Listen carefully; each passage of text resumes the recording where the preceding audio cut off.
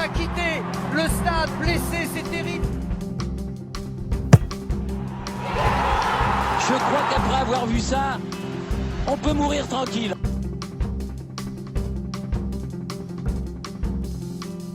Bonjour, bienvenue sur PhysioSkills, j'espère que vous allez bien. Aujourd'hui je reçois le docteur Sofiane Jahadouni, médecin du sport, qui a une expérience dans le rugby et le hockey sur glace de haut niveau. Avec Sofiane, nous parlerons de la commotion cérébrale et de l'importance de son diagnostic. En effet, faute à une méconnaissance de la conduite à tenir et des signes cliniques de gravité à surveiller, le diagnostic de la commotion cérébrale n'est souvent pas fait. Or, les conséquences de la poursuite de l'activité sportive après un trauma direct à la tête peuvent être graves et irréversibles. Avec Sofiane, nous définirons donc ce qu'est la commotion cérébrale, quelle est la conduite à tenir sur et en dehors du terrain, et notamment nous insisterons sur les signes cliniques de gravité à surveiller. Sofiane nous expliquera quelles sont les conséquences cliniques possibles de ce trauma et quels sont les risques de la poursuite de l'activité sportive après un choc direct à la tête. Pour terminer, nous parlerons du protocole de retour sur le terrain. J'espère que ça vous plaira. Bonne écoute!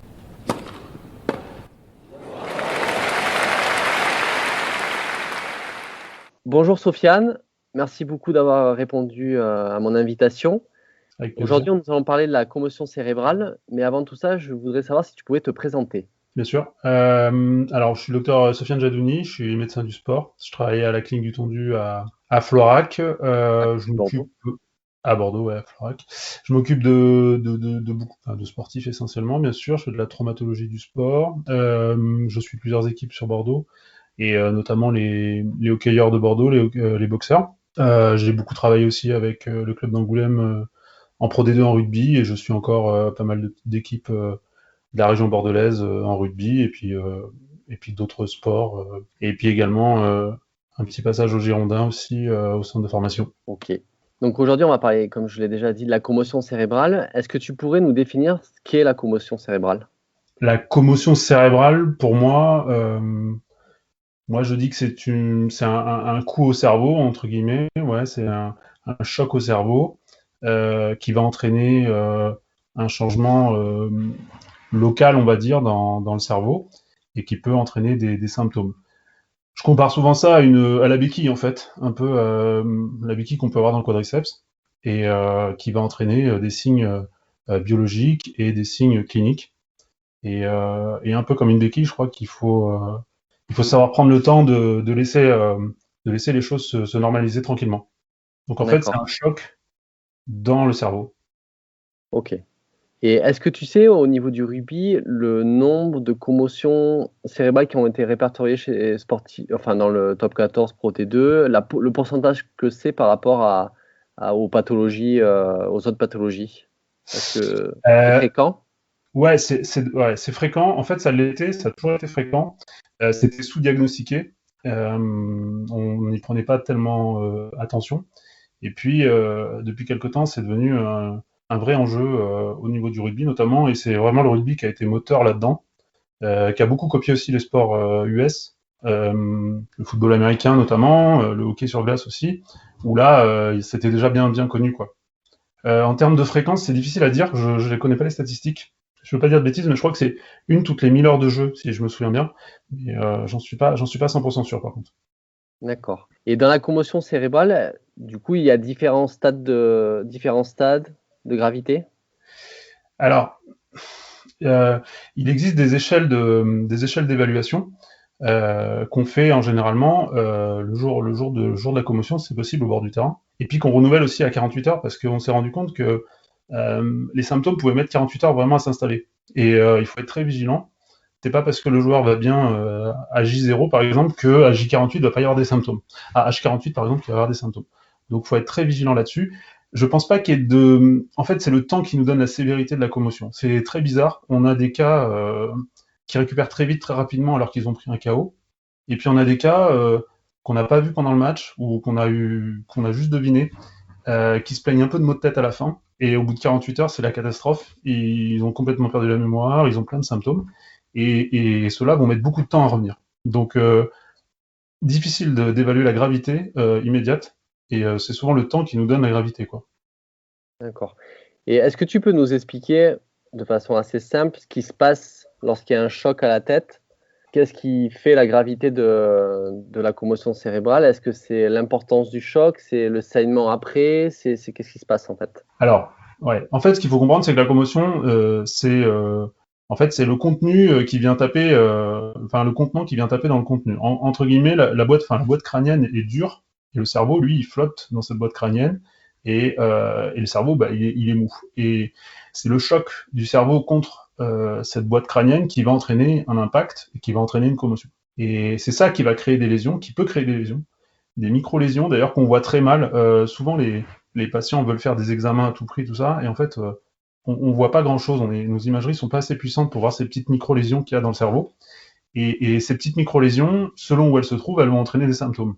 Ça peut être l'amnésie, ça peut être des sensations de fourmis, ça peut être plein de symptômes différents selon l'endroit qui est commotionné, quoi.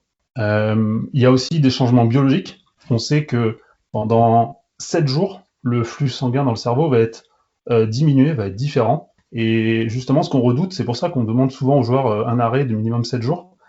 En tout cas, dans le rugby, c'est ce qui a été mis en place après une commotion simple. Parce qu'on sait qu'avec un flux dans le cerveau qui est un peu plus faible, si tu reprends un coup dessus, eh ben, tu vas aggraver encore plus ta situation. Donc, il faut vraiment négliger aucune commotion et il faut vraiment donner ce vrai temps de repos. Parce D'accord. que ça entraîne des gros changements au niveau biologique dans le cerveau et ces changements peuvent s'aggraver si on reprend un deuxième impact dessus. D'accord. Tu as déjà un petit peu répondu, mais quelles peuvent être les conséquences à moyen et à long terme d'un choc, enfin d'une commotion cérébrale ou d'une répétition de KO ou de commotion cérébrale? Bah, alors, moi j'en ai eu, hein, j'en ai suivi des patients qui arrivent jamais à vraiment récupérer complètement. Et tu les revois semaine après semaine, mois après mois, et tu te rends compte que bah ils ont toujours des maux de tête, le moindre petit effort fait mal à la tête. Voilà, ils s'énervent, il y a plein de symptômes associés, quoi. Et alors les conséquences au long terme, on les connaît encore mal, hein, on découvre de plus en plus. Il y aurait des liens avec certaines maladies comme le Parkinson ou des choses comme ça, ou l'Alzheimer. Et ça, c'est des choses qu'on maîtrise encore pas assez bien, quoi. Donc il y a aussi ce côté-là où on sait pas trop où on va, quoi. Donc c'est vrai que quand on voit un joueur qui a eu une, deux, trois commotions, au bout d'un moment, il faut savoir l'arrêter, quoi. C'est pas forcément évident. C'est pas forcément évident. D'accord. Surtout dans le sport de haut niveau, j'imagine, où Ah ouais, dans le sport de haut niveau, c'est très dur. Et en fait, l'avantage, si tu veux, du rugby, du top 14 et de la Pro D2, pour revenir au rugby, c'est que c'est hyper codifié. Tu sais que tu fais ta première commotion, tu as tant d'arrêts, ta deuxième, tu as tant d'arrêts, et ainsi de suite. Et à chaque fois, tu es obligé de revoir un neurologue référent. Donc, si tu veux, les mecs en top 14 Pro D2 sont quand même hyper cadrés. Et au bout d'un moment, tu as un neurologue qui prend la décision, même à plusieurs, il y a des commissions, et c'est très très bien cadré. Donc pour les pros, en fait, c'est plutôt bien fait. Le problème, c'est quand tu joues au niveau un peu en dessous, quand tu joues en Fédéral 1, quand tu joues en national, où là, c'est un peu la foire, quoi, et il n'y a pas de réglementation très claire. Et donc, si tu veux, les patients, enfin les sportifs, bah ils savent pas trop. On leur dit ouais, c'est bon, tu vas mieux, tu peux jouer. Ouais, non, tu peux pas jouer. Et c'est là où est le danger, je trouve. Finalement, les pros, ils sont un peu protégés par leur statut, si tu veux. mais ce qui est assez étonnant, c'est que ça dépend sûrement de l'importance de la commotion cérébrale, mais quand tu vois un joueur, c'est d'actualité là, comme Jonathan Sexton, qui a pris de multiples chocs à la tête, etc., et qui joue toujours à 35 ans. Ouais. Ouais, je sais bien.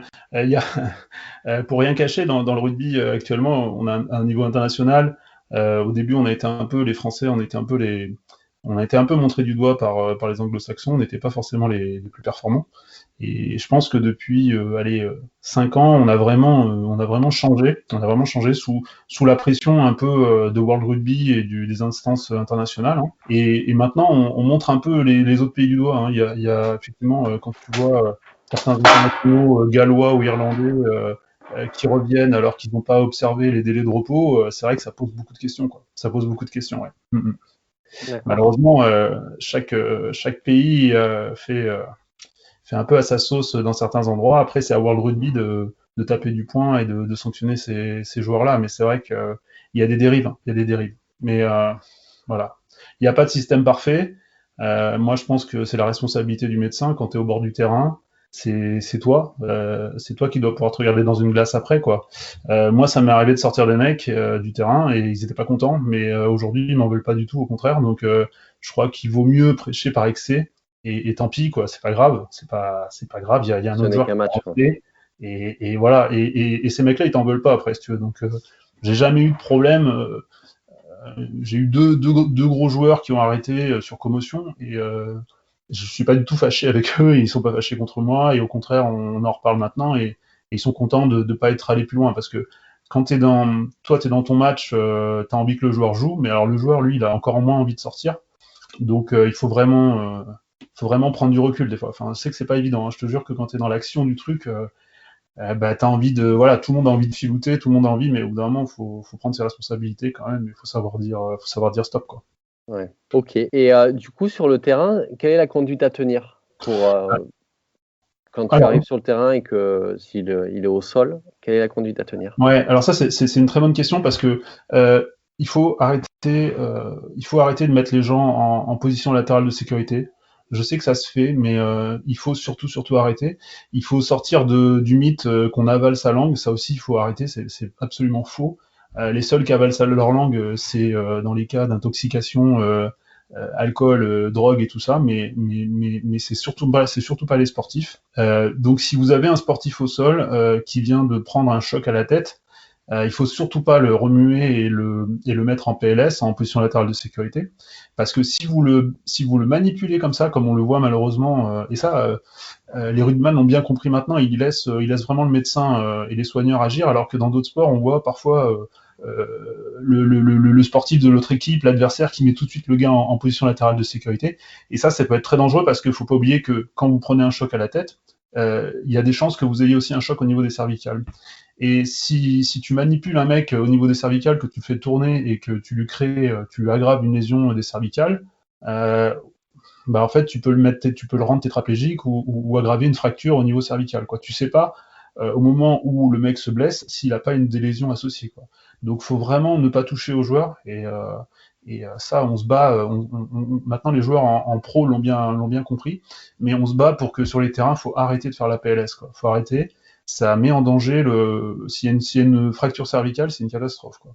D'accord. On n'avale pas sa langue, donc quand on arrive sur un mec qui a une commotion, le plus simple c'est, bon, déjà on lui enlève son protégeant, ça c'est même pas obligatoire, mais ça peut être pas mal pour qu'il respire. Et puis surtout, bah, le geste simple, c'est juste la petite traction cervicale, c'est-à-dire qu'on se met au niveau de la tête, derrière la tête, ça on le voit souvent, hein, sur les matchs internationaux, et puis on vient juste tracter, juste tirer sur l'arrière de la tête pour immobiliser le cou, et on touche plus, on le laisse sur le dos, on le laisse comme ça, on le laisse récupérer, et après on peut l'évaluer. Quand on l'évalue, on regarde s'il n'a pas de déficit, s'il n'a pas de problème sensitif, s'il n'a pas des fourmis, s'il n'a pas des choses dans les bras, s'il serre bien les doigts, tout ça. Et si tout ça c'est nickel, après on peut le relever gentiment, quoi. Mais voilà, ne manipulez pas quelqu'un au sol, ne le faites pas tourner parce que vous risquez d'aggraver des lésions cervicales. Si t'es pas médecin, tu vas pas t'amuser ou kiné, tu vas pas t'amuser tu vas quand même, tu leur conseillerais aux gens de tracter au niveau cervical ou juste d'attendre que le gars enfin, je sais pas. La traction cervicale, ça, enfin moi, dans toutes les formations qu'on m'a fait, on en avait parlé avec Pierre Bernard là, qui est au centre Aquitain du dos là, qui est voilà. Et sur la traction cervicale, on risque rien. Si on se met derrière et qu'on attrape juste derrière les oreilles et qu'on vient tirer vers l'arrière, franchement, il y aura pas de problème. Quelqu'un de pas du tout médical peut faire ça, ça pose aucun risque. Par contre, voilà, faites, à la rigueur, ne faites rien, mais ne tournez pas le joueur, quoi. Ne tournez pas le joueur. La traction cervicale, c'est pas un geste compliqué et c'est un geste sans risque. Si vous tirez, à partir du moment où vous tirez, il y aura pas de souci. Et du coup, quels sont les signes qui te font sortir le joueur du terrain ou finalement le laisser jouer? À partir du moment où tu as un impact crâne et que tu vois que ton joueur il met plus de 3 secondes à se lever, que tu vois que son premier appui il est hésitant ou qu'il titube sur son premier appui, en théorie, ça c'est des gestes où que tu l'as vu perdre même une fraction de seconde connaissance sur l'impact. Ça, normalement, c'est sortie définitive. Il y a même pas d'évaluation de protocole commotion, de trucs comme ça. Ça, ce sont des signes de sortie définitive, quoi. C'est-à-dire que euh, ces gestes-là, il y a même pas même si le mec il va bien au bout de quelques instants parce qu'il a juste été sonné entre guillemets, il faut pas le laisser repartir parce que s'il prend un deuxième coup, comme je l'ai dit tout à l'heure, là, s'il prend un deuxième coup, là, il risque d'avoir ce qu'on appelle le syndrome du deuxième impact, là, et là, il risque vraiment d'aggraver une blessure, quoi. Donc, sortez-les, quoi. S'il y a le moindre petit signe comme ça. Celui qu'on va évaluer au bord du terrain, euh, c'est celui qui prend un gros coup, mais qui résiste bien. On le voit, il est pas tombé, il a pas titubé, il a pas été il a pas été sonné. Celui-là, on va pouvoir l'évaluer au bord du terrain. On a 10 minutes pour lui poser des petites questions et puis voir comment il récupère, quoi. Voilà. En Pro D2 Top 14, on a 12 minutes maintenant pour les évaluer, ou 11 minutes, je sais plus. Et on a une aide qui est très précieuse et qui nous sert à prendre la décision, c'est la vidéo. C'est-à-dire que sur la vidéo, tu revois les images en direct, tu as des ralentis, machin, et tu peux te dire, voilà, bon, bah là, il y a eu un gros impact, je le sors, ou alors je le laisse, quoi. Mais moi, je conseillerais surtout pour le niveau amateur, si vous avez un mec qui titube, qui se remet pas bien, qui met du temps à se relever, tout ça, mais il faut le sortir. Je sais que c'est dur, mais il faut le sortir. Je pense qu'il y a un gros travail à faire en début de saison, parce que si vous sautez sur un mec et que vous lui dites, toi, tu sors parce que j'ai entendu qu'il fallait te sortir et tout, le mec, il va jamais comprendre. Si en début de saison, il y a eu un peu d'explication sur la commotion, sur les risques et tout ça, je pense que là, le joueur, il va dire, ok, je sors, et puis il va écouter, quoi. Mais c'est pas facile, hein, c'est pas facile. Et du coup, dans les niveaux amateurs, tu sors le joueur et après, qu'est-ce que tu fais? Tu restes avec lui, tu appelles les pompiers, quelle est la conduite à Alors, tenir? ouais, ça aussi, c'est des questions qu'on nous pose souvent, effectivement. La démarche, c'est de rester avec lui. Je pense que n'importe qui peut surveiller une personne qui fait une commotion. Comme je t'ai dit, les symptômes peuvent mettre 48 heures, et donc c'est ces 48 heures-là qui sont hyper importantes. Il faut pas laisser tout seul un mec dormir tout seul chez lui quand il a pris un coup à la tête. On sait que des fois, malheureusement, et ça c'est le truc qu'on redoute le plus, c'est que si tu fais un impact au niveau de la tête, que tu puisses avoir un petit saignement dans la tête. Ce petit saignement, ce petit hématome là, il peut mettre 6 12 heures à vraiment se constituer et à être symptomatique. Et malheureusement, les décès qu'on voit dans le rugby amateur et tout ça, il y en a beaucoup, c'est des histoires comme ça, de patients qui ont pris un choc à la tête, et puis ça s'est mis à saigner tout doucement, tout doucement, tout doucement, et c'est que le lendemain que le patient, bah, malheureusement, il est décédé, quoi. Donc, il faut jamais laisser quelqu'un qui a pris un choc à la tête tout seul. Il faut qu'il soit accompagné. Ça peut être sa copine, ça peut être, voilà, c'est pas obligé que ce soit un médecin. Hein. Il n'a pas besoin forcément d'appeler les pompiers immédiatement. C'est juste de la surveillance. D'ailleurs, si vous envoyez directement un mec qui a pris un choc à la tête aux urgences, il y a de fortes chances qu'on vous donne simplement des consignes de surveillance et vous allez repartir chez vous avec ces consignes de surveillance. La surveillance à avoir, c'est, bah, faut pas qu'il y ait de maux de tête qui s'intensifient, faut pas qu'il y ait de vomissements répétés, il faut pas qu'il y ait de faiblesse dans un membre, c'est-à-dire les mains, les jambes, tout ça. Et voilà, une fois que vous surveillez ces trois symptômes-là, déjà, vous pouvez surveiller un commotionné comme ça, quoi. Il n'y a pas de souci. D'accord. Et Et la le nuit, faire réévaluer à 48 heures. d'accord. Et la nuit qui suit le match où il y a eu le choc, Jamais seul. jamais seul, mais du coup, tu fais quoi? Tu le réveilles, Ouais, idéalement, on conseille de le réveiller au moins une fois dans la nuit pour voir que tout va bien, qu'il répond bien, qu'il n'est pas désorienté, tout ça. Ouais, ouais, moi je conseille ça. Ouais. C'est souvent les consignes qu'on donne dans les clubs avec qui je travaille. Je leur demande ça, de réveiller dans la nuit. Voilà, et ça s'est toujours très bien passé.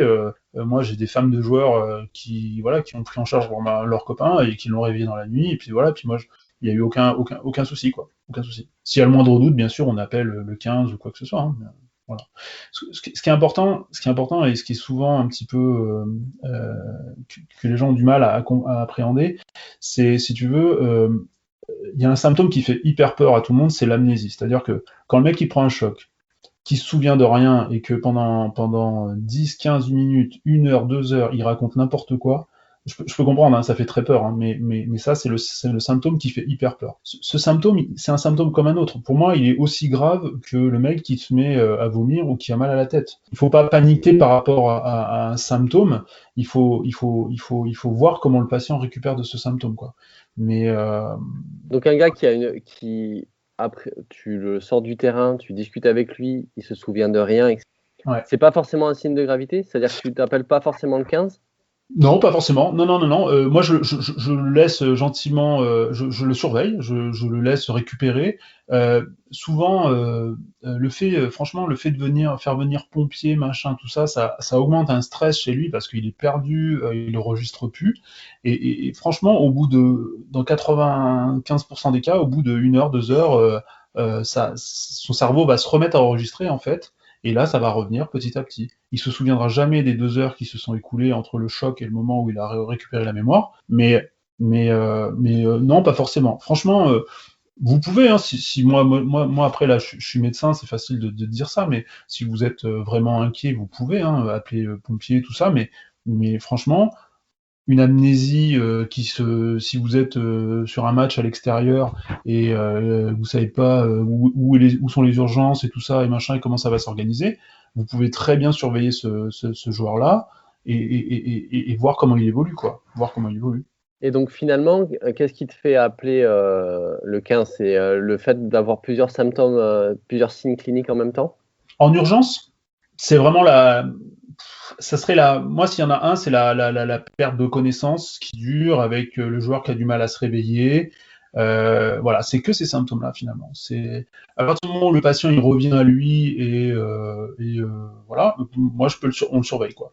Les symptômes qui doivent le faire évacuer vers les urgences, c'est après c'est voilà, c'est encore une fois, c'est vomissements répétés, c'est maux de tête intenses qui ne diminuent pas et tout ça, et ça peut être faiblesse d'un membre, c'est-à-dire si tu as une faiblesse au niveau d'un bras, d'une jambe et tout ça, là ça peut être un signe de saignement dans la tête, donc ça c'est urgence, ouais. Ça c'est urgence. D'accord. Et donc, une fois qu'il a passé sa nuit, tu réévalues à 48 heures. C'est Ouais. réévalué par un neurologue ou par un médecin Par un médecin, il y a un score qui existe au niveau international qui s'appelle le SCAT, ça doit être le numéro 5 maintenant. C'est un score qui évalue à la fois tes symptômes, c'est-à-dire à 48 heures, est-ce que tu as mal à la tête? Est-ce que tu as des difficultés à regarder, à suivre des yeux, du regard? Est-ce que tu as envie de vomir? Est-ce que tu es gêné par la lumière? Est-ce que tu es gêné par le bruit? Donc il y a toute une liste de symptômes comme ça. Le patient les cote de 1 à 5 ou 6, et à la fin, ça te fait un score. Ça, c'est une première évaluation des symptômes, et après, il y a une évaluation clinique, c'est-à-dire qu'on va te demander de faire tenir sur une jambe, enfin voilà, il y a plein de petits exercices comme ça. Et il y a un dernier type d'exercice, c'est la mémoire, c'est-à-dire qu'on va te donner des mots, et à la fin, on te redemande ces mots. Et on évalue combien tu es capable d'en redire. Donc on évalue les symptômes, la mémoire, et puis le côté examen clinique. En général, le score, à 48 heures, il n'est pas bon, hein, forcément. Donc là, tu dis au patient, je vais vous réévaluer la semaine prochaine. Tu le laisses une semaine au repos complet, hein, il n'a pas le droit d'aller s'entraîner, il a le droit de rien faire, aucun effort sportif et tout ça. Et au bout d'une semaine, quand tu le réévalues, tu refais le même score et tu vois la diminution, tu vois la normalisation des symptômes. Et tant que ce score-là, chaque semaine après chaque semaine, tant que ce score-là, il s'est pas normalisé, tu le laisses pas repartir à l'entraînement, quoi. Tu le laisses pas repartir au sport, quoi. Et surtout, ce qui est important de préciser aussi, notamment la nouvelle génération, c'est éviter les écrans. Ouais. Toutes les stimulations du cerveau vont entretenir la commotion. Pour revenir pareil à la béquille du début, là, si j'ai une béquille dans mon quadriceps, si j'ai un coup dans mon quadriceps, je vais pas m'amuser à faire, je sais pas moi, faire de la corde à sauter ou à taper dedans, ou voilà. C'est le même principe. Quand vous avez un coup à la tête, vous n'allez pas vous amuser à stimuler votre cerveau. Il y a des gens qui vont pas trop mal et qui ont encore quelques symptômes le lendemain d'un match et qui vont aller au travail, ou qui sont étudiants et qui vont aller en cours, et qui vont, à 48 heures, ils vont s'aggraver très nettement, parce que en fait, ils ont été sollicités leur cerveau le lendemain avec le travail, avec l'ordinateur, avec le téléphone, et eux, ils s'aggravent. Et franchement, moi, ça m'arrive d'arrêter. J'ai eu une étudiante qui a fait comme ça une commotion. Elle avait beaucoup d'examens à passer, tout ça. Moi, je lui ai dit non, ça, c'est pas possible. Ça, de toute façon, son cerveau était pas capable d'encaisser tout ça. Et tant qu'elle a continué à réviser tout ça, ça entretenait sa commotion, quoi. Le jour où elle a arrêté, les symptômes ont pu le cerveau a enfin pu récupérer, quoi. Donc, des fois, ça passe par un arrêt de travail, quoi. Ça peut passer par un arrêt de travail. Et du coup, une fois que ton score 4-5 là, est revenu à la normale, ouais. Ta reprise d'activité, j'imagine, elle se fait de façon progressive et Exactement. c'est un protocole sur combien de semaines? Idéalement, c'est un protocole en 5 étapes. Normalement, sauf commotion qui pour moi dure, c'est-à-dire que le mec a du mal à récupérer des symptômes et que, je sais pas moi, ça dure un mois, que tu le vois chaque semaine et que chaque semaine il dit ouais j'ai toujours un peu mal à la tête, ouais j'ai toujours ci, et que ça met un mois, plus d'un mois à récupérer, où là tu vas faire des paliers plus longs, mais normalement tu fais des paliers de une journée à chaque fois et il y a 5 paliers. Le premier palier, ça va être d'aller faire 20 minutes ou 15 minutes d'un effort très minime, c'est-à-dire ça peut être un petit footing, ça peut être un peu de vélo, mais juste 15 minutes, pas au-delà. Et le soir de cet effort-là, tu vois si t'as pas de symptômes. Si tu as des symptômes, eh ben, il faut attendre. Tu repars dans une semaine de repos et puis tu attends. Si tu n'as pas de symptômes, tu peux passer à l'étape 2. L'étape 2, ça va être de monter un peu plus dans le cardio, c'est-à-dire que tu vas faire un footing un peu plus intense. Au rugby, tu peux faire un peu de jeu de ballon, jeu de passe avec des coéquipiers, tout ça, où ça sollicite un peu ta coordination et puis un peu d'effort. Et puis là aussi, au bout de ce deuxième palier, tu vois si tu as des symptômes. Si tu n'as pas de symptômes, tu peux basculer sur le troisième palier. Le troisième palier, ça va être le niveau entraînement sans contact, où là, tu vas jouer, faire des passes, tu vas voilà, mettre un peu plus d'intensité, mais pas de contact. Et après, quatrième jour, là, tu peux commencer à mettre un petit peu d'impact contrôlé. Cinquième jour, vrai impact entraînement complet. Sixième jour, reprise de match. Donc normalement, si tu fais le minimum du minimum, qui est recommandé au rugby, c'est 7 jours. En fait, ça se passe comme ça, tu fais ta commotion, tu as 48 heures de repos où on laisse les symptômes s'installer, parce qu'on a dit que ça pouvait mettre 48 heures à s'installer, et au bout des 48 heures, tu te fais évaluer par le médecin. Si c'est bien, tu peux basculer sur la phase de reprise avec les paliers, en 5 paliers, ce qui te permet deux jours de repos plus 5 jours de paliers, au 7e jour, tu peux jouer. Ça C'est me pour ça paraît que court, minimum moi. 7 jours. Ça, c'est le minimum du minimum. Tu peux pas descendre en dessous, quoi. Voilà. Après, si lors d'un des paliers, par exemple au troisième palier, tu vas à l'entraînement, enfin tu vas faire des passes avec tes copains à l'entraînement, tu ressens de nouveau des maux de tête, tu ressens un peu les symptômes que tu avais eus qui sont revenus, à ce moment-là, tu arrêtes et c'est retour au palier 1. C'est-à-dire que tu repars faire un footing, tu repars à zéro au palier 1 et tu regravis les paliers un par un, jusqu'à temps que tu y arrives. Ok. Et il y a des gens, et ça je l'ai déjà vu, qui sont bloqués au palier 3 et qui n'arriveront jamais à aller au-delà. Parce qu'eux, ils ont pris c'est une accumulation de commotion, la deuxième, la troisième, et ils te disent, bah ouais, dès que je veux aller à l'entraînement, et dès que ça court un peu vite, dès qu'il y a un peu de passe un peu, et qu'il faut faire des passes et accélérer, tout ça, je suis incapable, j'ai de nouveau mal à la tête. Et c'est comme ça que tu as des joueurs qui reprennent jamais. Ok. Et pour terminer l'entretien, je voulais savoir si il y avait une prévention qui existait. Est-ce qu'on peut prévenir l'apparition d'une commotion cérébrale ou diminuer l'impact de la commotion cérébrale? À ma connaissance, non. À ma connaissance, non. Après, ce qu'on essaie de faire, alors un sujet aussi important, le casque du rugbyman ou même dans les sports et tout ça, ça ne sert pas à grand chose, ou même, je veux dire, ça sert à rien. Faut pas croire qu'avec un casque vous allez empêcher d'avoir une commotion. Euh, je rappelle que c'est le cerveau qui bouge dans la boîte crânienne. Le casque, lui, il tient juste la boîte crânienne, donc ça a Oui, ça pas change pas grand-chose. ça sert pas à grand chose. D'ailleurs, il y a des neurologues qui sont très spécialisés dans la commotion qui déconseillent le casque parce que le casque, ça peut même donner une sensation de toute puissance là, et t'as envie de mettre des coups de casque beaucoup plus intensément. Et ouais, les mecs, ils se sentent plus costauds, plus renforcés, et en fait, c'est une grosse connerie parce que du coup, tu peux te faire une commotion encore plus facilement. Donc le casque en prévention, ça, on oublie, c'est vraiment pas du tout l'outil adapté. Il n'y a, Et y a pas de vrai outil de prévention. Ce qu'on essaye de faire, c'est de dépister en pré-saison les patients qui sont trop justes et qui vont se mettre en danger si jamais ils font une commotion. C'est la seule prévention entre guillemets qu'on peut faire. Et franchement, quand tu fais des tests et que tu fais des tests de pré-saison avec des tests de mémoire et des choses comme ça, ou des tests où tu dois relier des points entre eux avec des numéros, moi, j'ai vu des trucs, ça fait peur, quoi. Ça fait peur. Tu te dis, il y a des patients qui partent avec un déficit, et tu te dis, ces mecs-là, s'ils prennent une commotion, mais tu vois vraiment des profils de patients qui sont déjà faibles, et la commotion va vraiment les aggraver, quoi. Mais en d'accord. prévention, non. En prévention, moi, j'ai pas de truc particulier. Ok, ben merci beaucoup Sofiane. De rien, avec plaisir. Salut Seb. Merci beaucoup à Sofiane d'avoir participé à cet entretien. Si vous avez des questions ou voulez approfondir ce domaine, vous pouvez retrouver Sofiane sur LinkedIn. Et vous avez pas mal d'études qui sont disponibles gratuitement sur Internet. Je vous mettrai quelques liens dans le descriptif de l'épisode. Si vous avez aimé cet épisode, n'hésitez pas à le repartager sur les différents réseaux sociaux et à mettre une note sur différentes plateformes d'écoute de votre choix. Vous pouvez me retrouver sous le nom Sébastien Oria sur LinkedIn ou sous le nom PhysioSkills sur Instagram et Facebook. J'espère vous retrouver dans un mois. À bientôt.